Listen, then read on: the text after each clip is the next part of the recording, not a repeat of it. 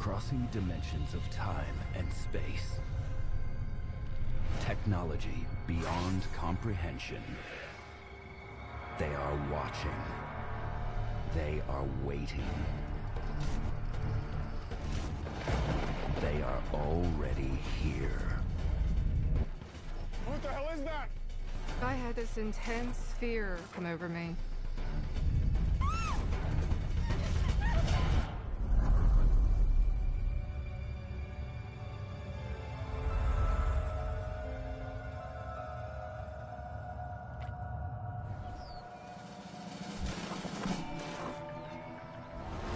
Bucks County, Pennsylvania, just outside the urban crush of Philadelphia. I moved up here 6 years ago. I'm 52 years old, married 32 years, I have 2 children. I think Bucks County is beautiful. But for Denise Murter, it's not all peace and quiet. It was in April of 2008. It was in the middle of the night, somewhere around 1 o'clock in the morning. My dog, Alex, is a little Yorkie, and he goes to bed with us. He sat up on the bed, and he was really growling. It was unusual for him to growl. What's going on, baby? What's going on? He wouldn't lay down, he wouldn't quit, to the point where he was showing his teeth. So I finally decided that there's got to be something wrong. Okay, I'm gonna check, okay? Stay there.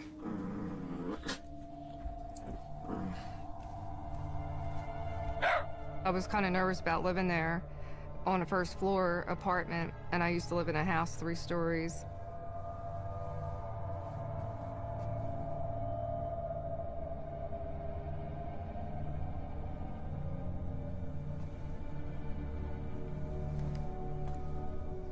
I just kept looking everywhere, trying to figure out what is he hearing, you know, what is going on.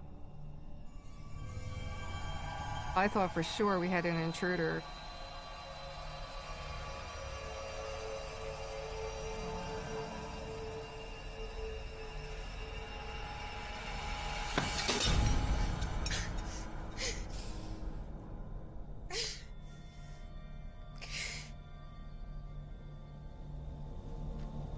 I figured since I'm up that I would search around the back to make sure there wasn't like an animal coming out of the woods or deer out back.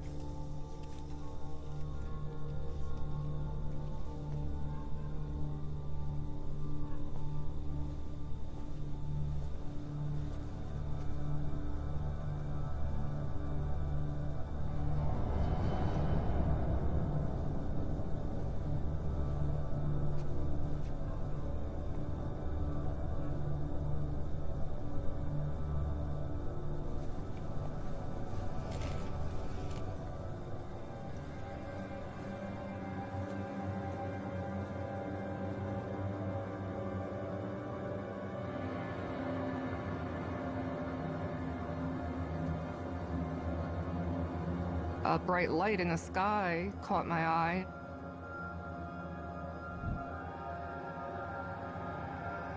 It looked like headlights of a car. I had to wait for it to move and shift to really get a good look at it. At first, I could just see a round shape. My parents worked with airplanes, so I knew it wasn't a plane, and I knew it wasn't a helicopter. And it wasn't like an airplane moving across the sky. It would go from one point to another point and stop. I felt like the object was scanning the area, the way it was moving, looking for something. I had this terrible, terrible fear come over me.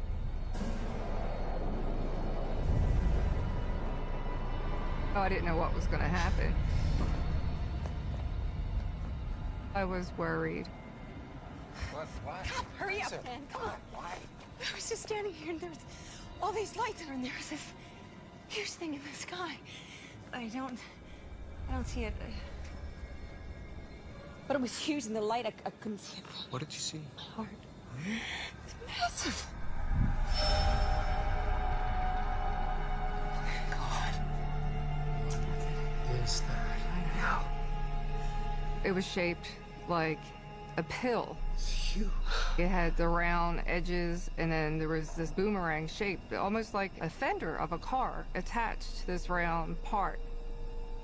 There was no wings, there was no propellers, there was no sound, it was dead silence.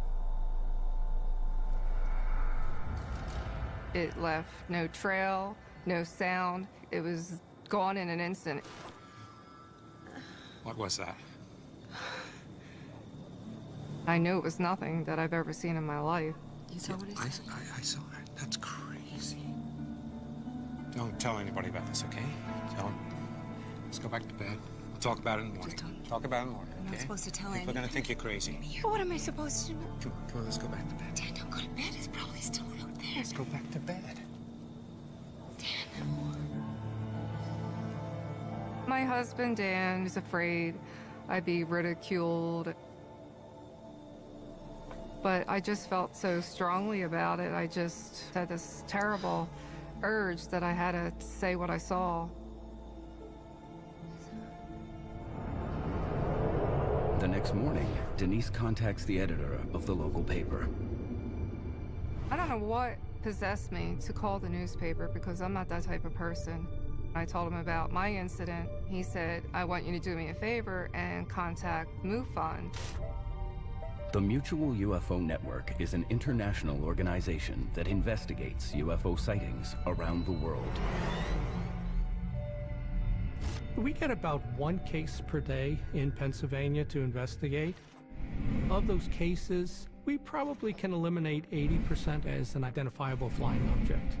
I'm always skeptical because a lot of people want to believe, and there's a difference between having a good case with evidence and just wanting the case to be real. I got involved in this case with Bob Gardner, my chief investigator for Pennsylvania. What impressed me with Denise was that she was ready to tell her story. Thought there was something here, so I ran out here to see. Bob came out the following day to talk to me. It was right there. It was huge. It was hovering overhead. Okay. She was a middle-aged woman, professional. She was very genuine. She was exact to what she reported. Pool of light was mesmerizing. I felt like he thought I was telling the truth. It was almost like it was dancing on it. So scared. And they were just like right across Yes, the I never yard? looked. First thing we do is we eliminate anything that could be man-made, anything that could be a natural phenomenon. I could see a ton of it, and there were I didn't see any lights or anything that could be construed as a UFO, and I had a general idea of how the moon was at that time of the day, so I knew it wasn't the moon. Tell me more about the lights. Was it more of kind of a wash across the whole area, or were there beams, or? all over my lawn. There was just lights. What did Denise see hovering above her yard? You know, one of the things we had to work through was, is this our craft? Is this a military craft? I just kept going through the aircrafts that I knew growing up, being down at the airport all the time with my father. Willow Grove Air Force Base is close by. And I did think, is it something that they were doing? Dr. Scott Miller tracks developments in classified aircraft technology known as black projects. There have just been tremendous technological advancements that have taken place in the so-called black world. It's estimated the Air Force budget yearly for classified aircraft is in excess of $10 billion. The Department of Defense and various agencies have made no bones about it. They want to broaden the stealth bandwidth. They want to go completely from the acoustic range all the way through electromagnetic, through the visible regime, and if possible, the ultimate would be a vehicle that is invisible. You end up with aircraft that typically have a non-traditional form, and that creates potentially a strange sighting for somebody. But the craft Denise saw was completely silent. Nothing could move like that without some kind of sound. There's absolutely no way to make anything perfectly silent. You would have to have something that is 100% efficient in order not to produce noise.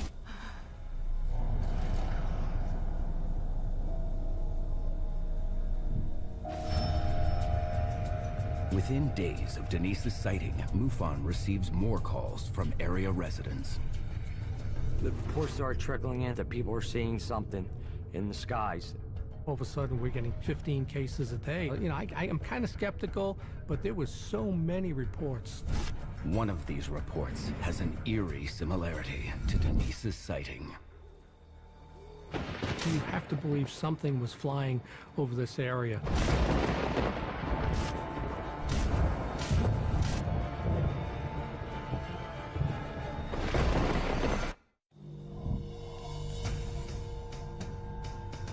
In Bucks County, Pennsylvania, Denise Murter sees a strange craft hovering over her backyard.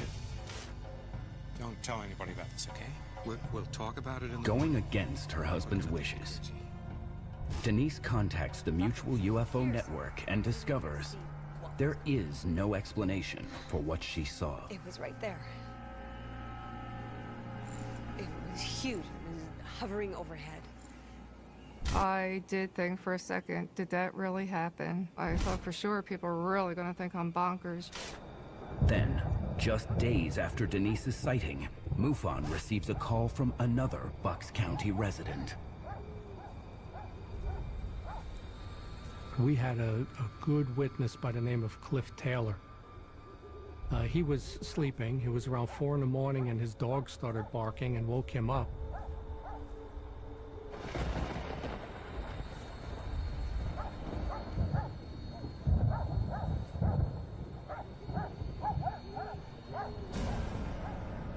He sees a large object moving towards his house. It couldn't be an airplane because of how slow it was moving. When the lightning went off, he was able to see detail to it where it had all kinds of structure on the top of it and windows along the sides of it.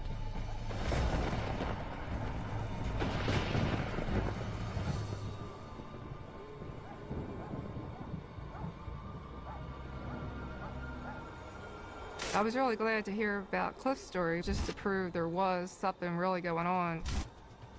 We're getting corroborating witnesses that are seeing the same object now within the same area, with more and more sightings popping up. I thought it would be a good idea to contact Philadelphia International Airport to see if anything is turned up on the radar tracks, and we caught a break.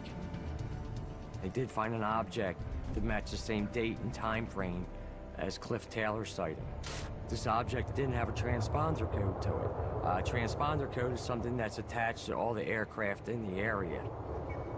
Because there was no transponder code on it, there was nothing else to group it under other than an unidentified flying object. Did the craft come from beyond our Earth? My first reaction is to be a skeptic until I can see enough proof and go through the steps to investigate the case. 2 weeks later, the eyewitness evidence continues to mount. Alex, you know, growling in the middle of the night, showing his teeth, and I'm like, oh my God, it can't be. It's back again.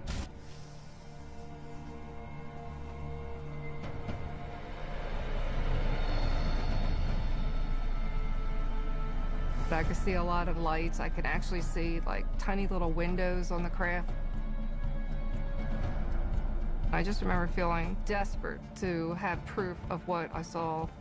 I usually keep my camera by the back door. I just was trying to do the best that I could at this point. Just keep aiming it up in the air and keep snapping and hope I got something. My camera was really acting crazy. I feel like the craft is knowing that I'm watching it. I felt like they were surveilling the area, like they were looking for something. It was beaming down lights in the trees at different areas around my yard.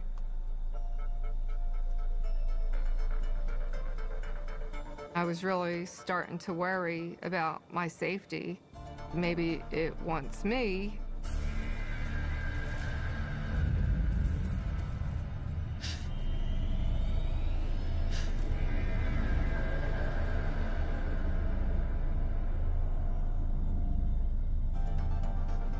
I couldn't move. I felt like I was paralyzed.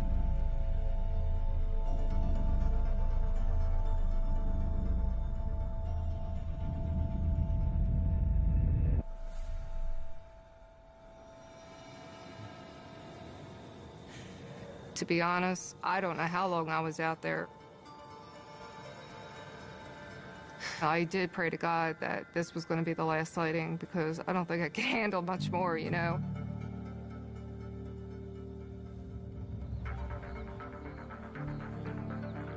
I contacted Bob Gardner. I said, Bob, you're not going to believe this. I said, but it happened again. This is the exact camera. She had pictures of the object, and that is rare. Let's see what we got.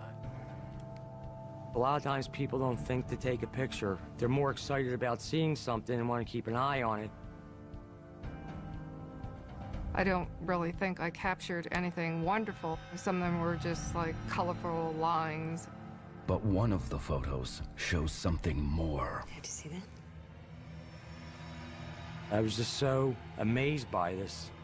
What I saw was a row of lights like a boomerang. And you could tell that these lights were around a physical object. There's no way that there was a bunch of stars or the moon or anything was lined up like that. This just added more weight in our favor that, yeah, we're onto something that it could possibly be a UFO.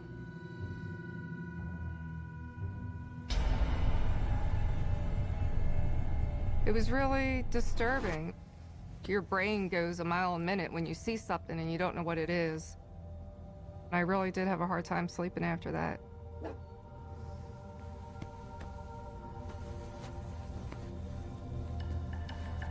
It just felt like they're on some type of mission to get something, but I didn't know what. Why is it me? Why is it this backyard? And why does it keep coming back?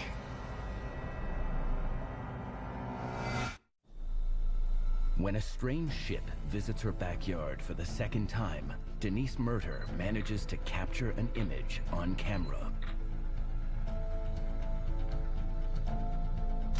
Supported by other witnesses in the Bucks County area and photographic evidence, and with no other plausible explanation, MUFON investigators believe Denise caught sight of a UFO. There were certainly things going on here that didn't seem to be conventional or of our technology.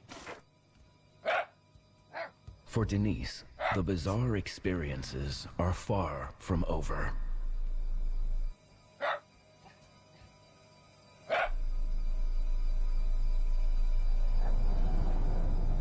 This time it's even closer to my house.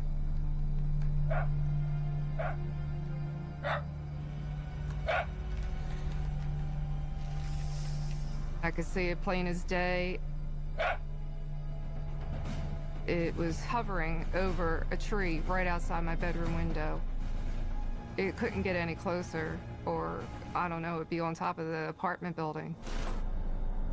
I just couldn't get my eyes off of it. I had this intense fear.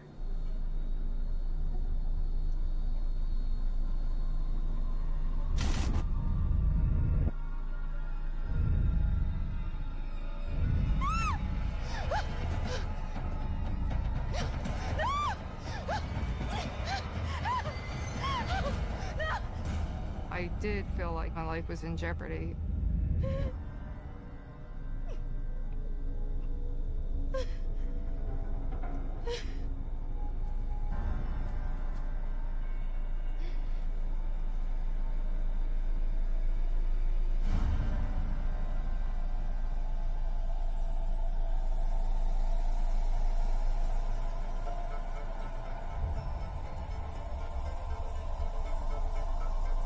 All this glitter came out of the craft and it went into two different trees. It was sparkling like Christmas lights. I actually closed my eyes and opened them back up. I'm like, oh my gosh, am I dreaming?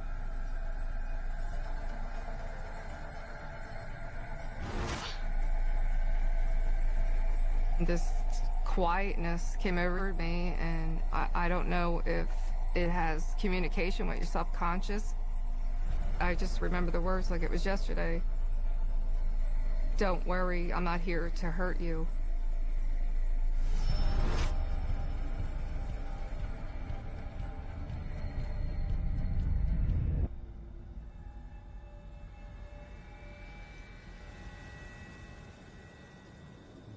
As fast as it came, it just disappeared. I did really feel in my heart that that was a UFO. I feel like now that this has happened, I have to believe in aliens, like, unless these ships are driving themselves.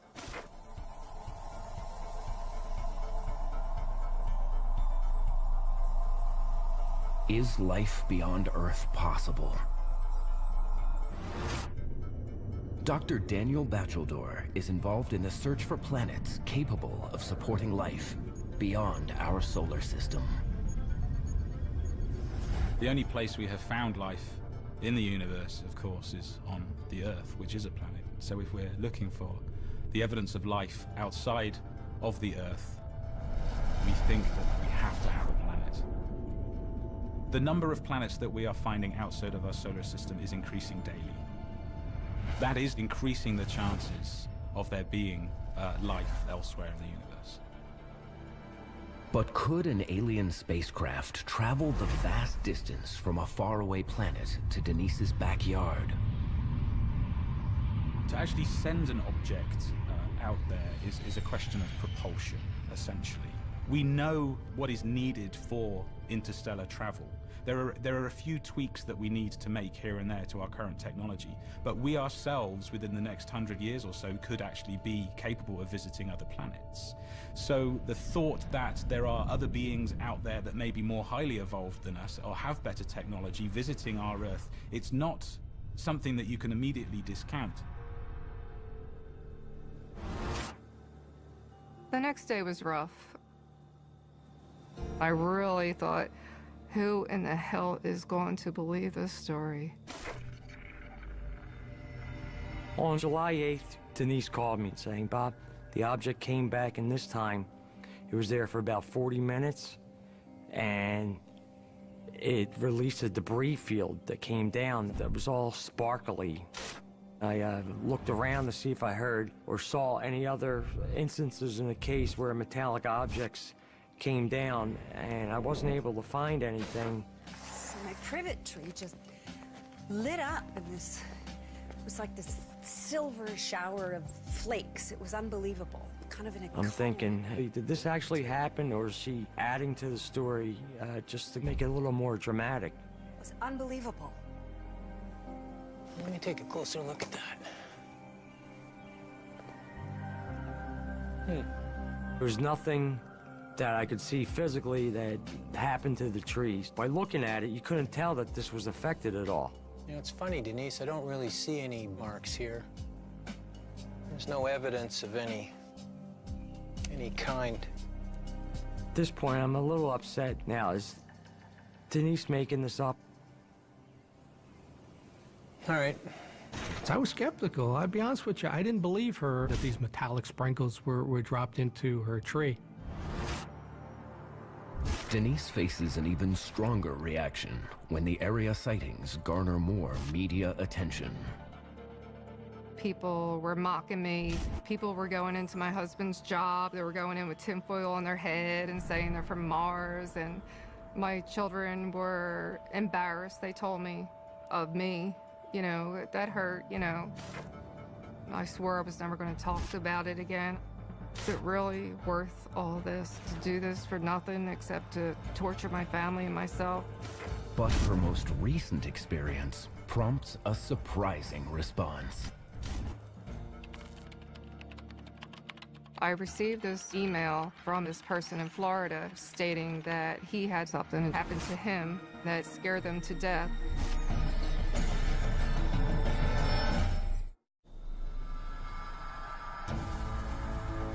When a strange craft visits her backyard for the third time, Denise Murder's unusual experiences move from surreal to the utterly bizarre. Press coverage prompts ridicule from the community, and Denise tries to bury the incidents. Until she receives an email describing an unexplained event over a decade and a half earlier.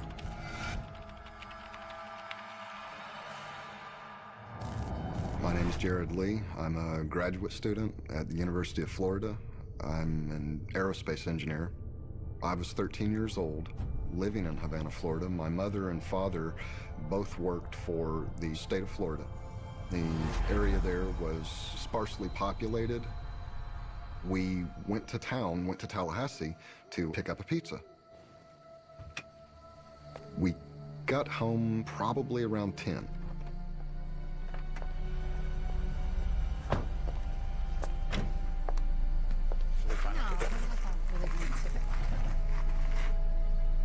You guys seen this? What's that, son? What's happening, Jared? There appeared to be lights coming down from the top of the trees. They looked like they were scanning the forest floor, looking for something. We assumed that this was hunters shining for deer. Somebody said, how did they get the lights to the top of the trees? Because these are 60, 70 foot tall trees, and you can't get a deer stand up that high. You can't climb that high. My dad got a really worried look on his face. What's going on? I don't know what that could be. Honey. It was the first time in my life that I actually seen him afraid. Let's go back to the house, come on. Come on.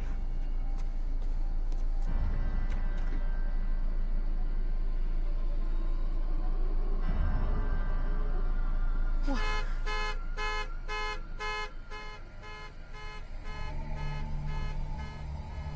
All of a sudden, on the left side, this large red ball of light, at least 5 feet in diameter. And then from the right, you had another bluish green colored ball of light glide up to where these lights were coming from. Both of the balls of light disappeared, and it was complete darkness for maybe a second or two. Jared, baby, we gotta go inside.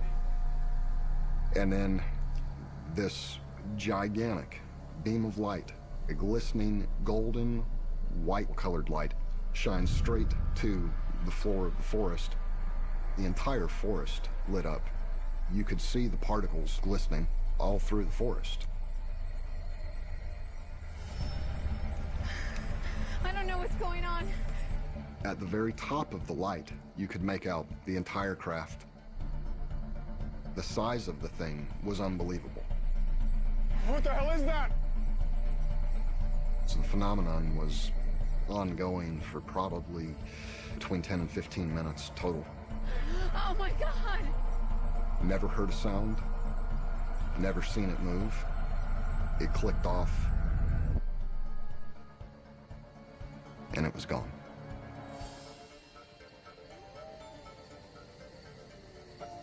Are you okay? Are you okay? What the hell was that? It was the most amazing thing that I'd ever experienced in my life. What made me want to contact Denise was how she described the light. I've never heard another account anywhere where the person had seen the light in that kind of detail and described it that way as being glitter-like. I was thrilled to find out that something did come back to corroborate my story. The way I described it, he thought it was to the T of what he experienced.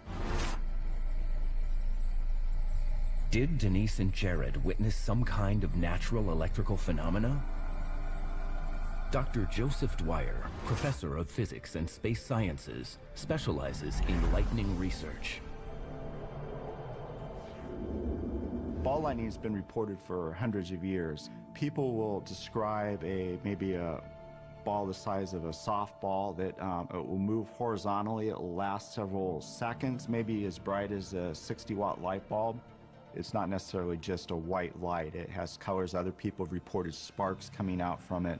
There are a lot of theories of ball lightning. It could be some kind of a chemical reaction, something burning that's floating along. It could be electrical. It could be some kind of a plasma, a heated ball of gas. Does ball lightning explain the bright lights Jared and his parents saw? Ball lightning's been described to do a lot of very bizarre things, to enter people's houses, to go through windows. A lot of stories have it moving horizontally, but it, I suppose, could also move up and down. There was no way to mistake something like that for something that my family and I witnessed the years earlier. Ball lightning doesn't account for the hovering craft and glittering particles both Jared and Denise clearly report seeing. So were the lights caused by a rare weather phenomenon? St. Elmo's fire is an electrical discharge, is a coronal discharge in electrified atmosphere. If there's thunderstorms, if there's electrical activity in the atmosphere, you can have ships or aircraft, anything that can produce electric fields will require an electrical charge. What you would see is sort of a diffuse, kind of maybe purplish, bluish glow. It's not hot, but can emit light somewhat like a flame, so it's called St. Elmo's fire. Did Jared simply see the effects of St. Elmo's fire on an aircraft passing through a thunderstorm? I had been sent on assignment to Uzbekistan. I noticed in the evening out on the tarmac a strange light off in the distance. It was essentially a type of a St. Elmo's fire. I can understand how someone who's never experienced this could misidentify St. Elmo's fire for something otherworldly, but it doesn't resemble what we've seen in the least. That is not what we saw. It's not even close. It's a joke. Learning about Jared's incident, MUFON investigators revisit Denise's case. We have an outside witness that didn't know Denise, now contacting her, saying that he saw the same thing. This added a lot more credibility to the case, that this wasn't a one-time type phenomenon.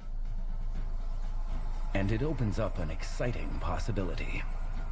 A close encounter of the second kind is a situation where there's evidence left behind, where you not only see the craft, but it leaves some sort of residue or evidence behind.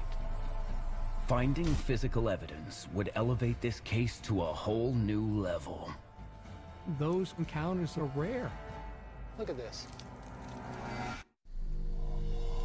In 2008, Denise Murter witnesses a strange craft showering the trees in her backyard with glittering light particles before vanishing into thin air. 17 years earlier, Jared Lee experiences a similar event. I don't know how anybody could come up with a story like this if, you know, you're a sane person. You know what I mean? It's just something that you never hear of. In light of Jared's recent report, MUFON investigator Bob Gardner turns his attention to the trees in Denise's backyard. Look at this. In July, these leaves are showing signs of severe aging. Signs of aging that they should be showing in October. It's something rapidly caused these leaves to age. So that's why I figured, let me collect the evidence and I'll send it out to the lab. Wow. I made this almost like a crime scene. I made sure I put rubber gloves on to collect the samples. I took samples from the privet tree that was affected and the soil, and the maple tree and the soil. Then he went down the street from me and found a similar tree to my tree in the backyard, and he took samples from that tree. A control sample lets the labs know what the baseline reading should be for that area. I immediately bagged everything up to keep it from being contaminated. The way Denise described the sparkles were that they were just hovering there, floating around in the air. I kind of thought that these could have been some kind of sensors or some kind of a experiment going on. Maybe this is some sort of a probe that's being dropped into the trees to take samples and then was being pulled back up into the ship for whatever purpose that they had. I was hoping that by sending these out to the lab to be tested, that we would get some answers. 1,000 miles away in Florida, Jared Lee works to identify the craft he saw 17 years earlier. I honestly believed that it was something that our military had, that they had maybe gotten off course. Havana is situated in the panhandle of northern Florida, and we have many large military bases that specifically deal with aircraft. It wasn't uncommon to see military aircraft in the area, so I spent a lot of my time in the library. Every book I could read on aircraft, space vehicles, rockets, experimental aircraft. For a solid object that size to hover in place, I don't know of a technology we have that's capable of doing that. We have a blimp base in Florida, in Pompano Beach. Is it possible that what we could have seen could have been a blimp? Type of airships that potentially have been sighted and related to unidentified flying objects are probably more a mixture of those airplane, traditional blimp hybrid combination. That would either have a deltoid lifting body shape or literally a wing kind of shape. An airship of the type I'm talking about could easily be perceived as not moving at all or moving extremely slowly. And then also, because of the propulsion systems you would need, could also have a very high-speed dash capability. But this advanced airship technology is only very recently established. I realized the blimp couldn't have possibly been responsible for what we've seen.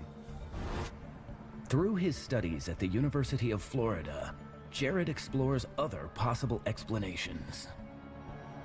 We had a professor here that was doing research on something called WEAVE, which is a wingless electromagnetic air vehicle.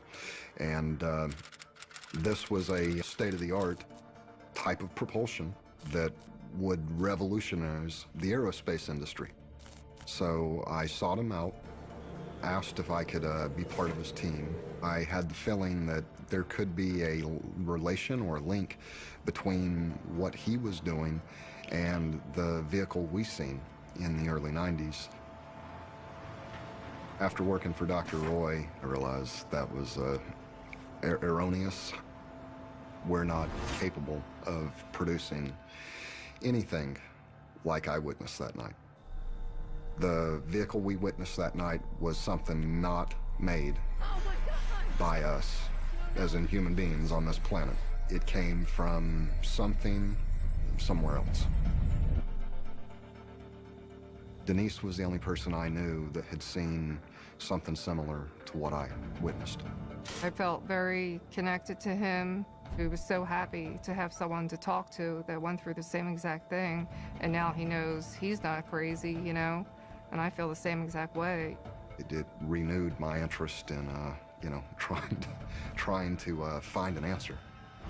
Learning that MUFON was investigating that case and that they had took some samples from the tree there made me want to go back and relook at the area that we had witnessed this in all those years earlier.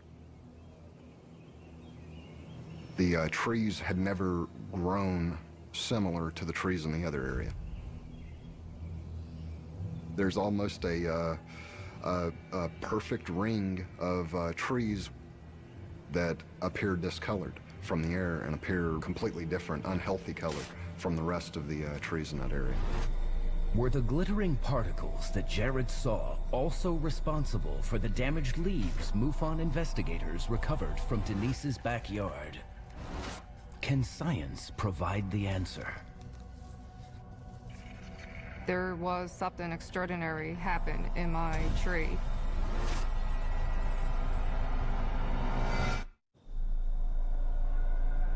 In Bucks County, Pennsylvania, during the summer of 2008, a mysterious craft releases an astonishing shower of glittering particles across Denise Murder's backyard. There was something extraordinary happen in my tree. Looking for trace evidence, MUFON investigators send samples of the affected leaves to the lab. Physical evidence plays an important role in any case that we have. The more evidence we can gather, the better judgment we can make on the case. I was curious about what they found when they analyzed those tree samples. Is there some sort of chemicals, some sort of residue that's left on the leaves? Phyllis Budinger, an analytical chemist, specializes in identifying unknown molecular substances. My major emphasis is on infrared spectroscopy. You look at the substance with infrared light, and the molecular vibrations interact with the infrared light at various frequencies. The resulting spectrum is unique for each individual molecule. It's just like DNA is unique to each individual. What I was looking for was anything unusual on the leaves and in the soil that should not be there. I could not detect anything. When nothing shows up on the molecular level, Phyllis takes a different tact. I sent the samples to a lab for elemental analysis, which has the acronym ICP, which means inductively coupled plasma. It's a really good technique for identifying elements. There is elevated boron on the privet leaves and not on the control leaves. Boron is an element. It's number 5 on the periodic table. There was no elevated levels of boron in the soil, so there was no explanation as to where this boron came from. The tree that wasn't hit did not have anything like that on the leaves. My tree was definitely radiated with something from this craft. Boron's something that's commonly used in a lot of aerospace applications. It's also used in fertilizers and things like that, so it wouldn't be out of place, but in that amount on that tree, highly unusual.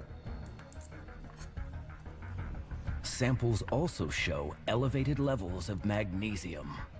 I came across something called Fawcett's repetitions. It listed similar chemicals that are found in UFO investigations, and what do you think shows up?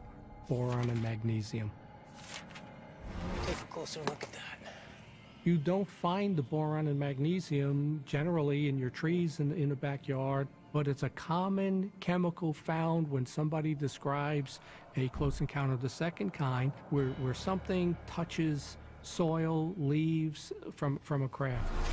I felt the testing proved that there was something that happened without a doubt. There's boron and magnesium in my tree, and it just doesn't get there by itself. Send their samples off to the lab, cemented that case to me, and saying, yes, this case involved alien contact. And yes, what Denise did see was an alien craft. Our understanding of science is only good until the next breakthrough happens. We may find out life is more abundant than we could have ever imagined. It's making me wonder now, since this has happened, like, anything's possible. And, you know, all those people that say things that happen now, like, you know, now I'm not going to, like, shun them, or I'm really going to listen to them. Everything has changed.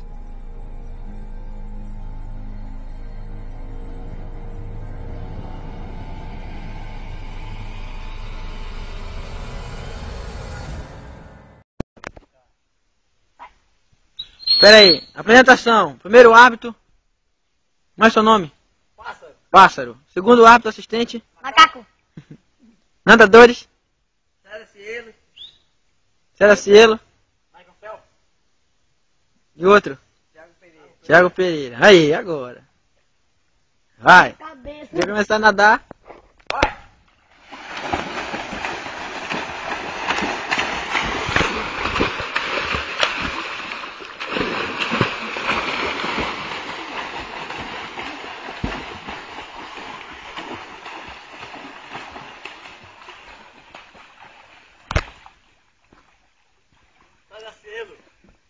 Cera Cielo ganhou.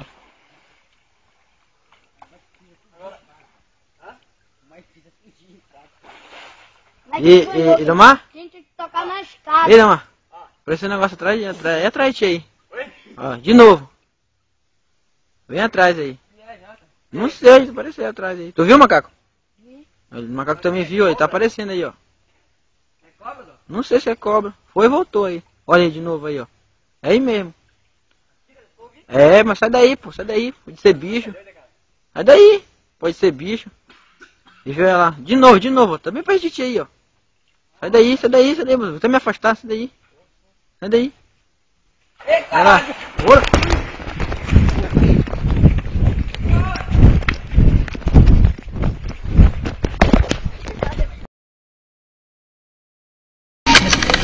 Fala, filho da puta! Calma aí, maluco. Porra, vai chocar o bicho, cara.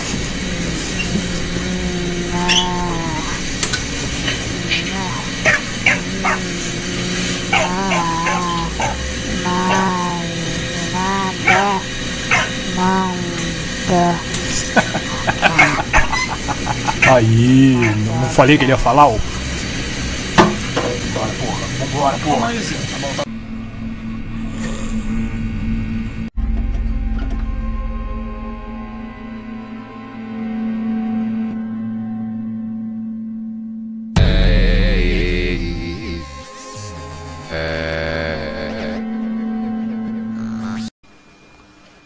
Now, how are you feeling? You feeling okay? You feel well? Can I get you something? Do you want a glass of water?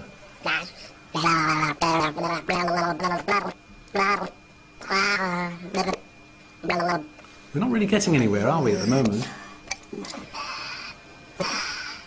Are you seeing something? Is there something you see over there? What do you see there, Johnny?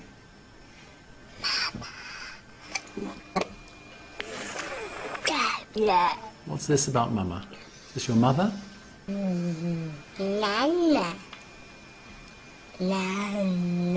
What's the matter? Do you want Mama to come in? Don't breathe like that, it'll make you feel really strange. I'm with you, nothing's going to happen to you. Just calm down now. Just try to relax, try and keep calm, don't tense up now. Just relax. I think you're getting a bit stressed out at the moment. Would you mind if I gave you an injection or something like that to make you calm? Should we try doing that? It won't hurt you at all. Just like a little bee sting. And then you'll be calm.